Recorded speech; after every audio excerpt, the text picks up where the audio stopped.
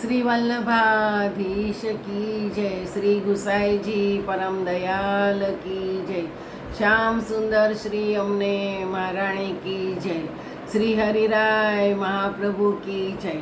આપણે વલ્લભાખ્યાન વિશે રસપાન કરીએ છીએ, તેમાં ત્રીજું વલ્લભાખ્યાન ચાલે છે, એમાં 8મી કડી આવી છે।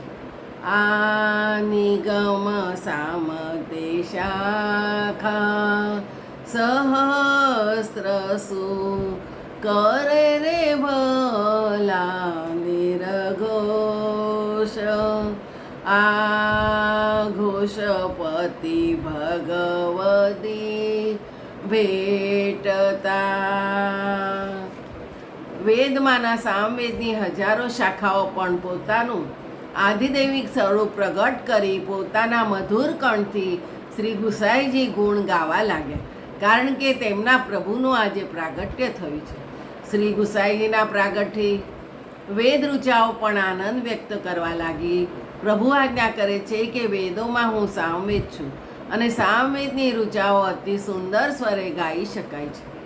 વેદની બધી ઋચાઓ પોતાનું આધિદૈવિક સ્વરૂપ શ્રુતિરૂપા ગોપીજનોનું સ્વરૂપ ધારણ કરી ત્યાં પધાર્યા અને પોતાના જ પ્રિય પ્રભુના પ્રાગટ્યના ગાન કરવા લાગ્યા, કારણ કે લીલામાં શ્રી ગુસાઈજી આ શ્રુતિરૂપા ભક્તોના યુથના સ્વામીની શ્રી ચંદ્રાવલીજીનું સ્વરૂપ છે। તેથી પોતાના સ્વામિનીનું ભૂતલ પર શ્રી ગુસાઈજી સ્વરૂપે પ્રગટ થયેલું જાણી સામવેદની ઋચાઓ વેદ ગાન કરે છે। આ વેદ વિહિત કૃત્ય સર્વે કીધા દીધા બહુ પેરે ગોદાન। આ માનસુ સ્વજન સંતોષિયા। શ્રી ગુસાઈજીનું પ્રાગટ્ય થતાં શ્રી મહાપ્રભુજીએ વેદશાસ્ત્રોમાં બતાવેલ રીત પ્રમાણે બધા જન્મ સંસ્કારો સારી રીતે કર્યા, બ્રાહ્મણોને ગાયોના દાન આપ્યા, પોતાનો જે સ્વજન વર્ગ આવ્યો હતો તેને પણ સંતોષ થાય તે રીતે ઉદારતાથી આપ્યું।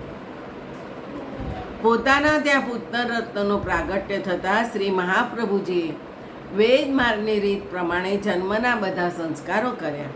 તે પ્રસંગે આવેલા બ્રાહ્મણોને ગૌદાન આપ્યા, ભાટચારણ વગેરે બંદીજનોને પણ દાન આપ્યા અને પોતાના સજ્જનો જે આવ્યા હતા તેમણે પણ સન્માનપૂર્વક સંતોષ્યા। શ્રી મહાપ્રભુજીના કુટુંબીજનો શ્રી ગુસાઈજીનું પ્રાગટ્ય સાંભળી જબલા ટોપી ભેટ વગેરે લઈને આવ્યા હતા, તેમનું આપે યથાયોગ્ય આપીને સન્માન કર્યું।